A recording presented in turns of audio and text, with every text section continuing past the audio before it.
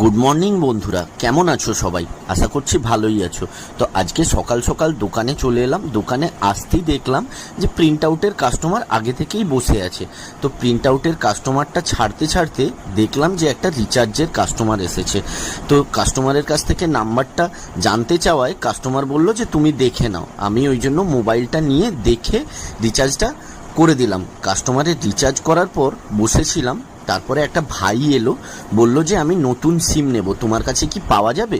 আমি বললাম হ্যাঁ, কেন পাওয়া যাবে না, বলে কাস্টমারের সিমটা অ্যাক্টিভেশন করলাম। অ্যাক্টিভেশন করে তারপরে ছেড়ে দিলাম।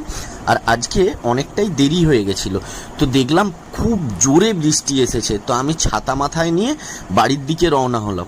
তারপরে দেখলাম এত কুকুর রাস্তাতে। আমি বললাম কি হলো রে বাবা, এই বৃষ্টিতে কুকুরগুলো কি করছে? তো যাই হোক, তারপরে বাড়ি চলে এলাম। বাড়িতে এসে দেখলাম মিস্ত্রি কতটা কাজ করেছে।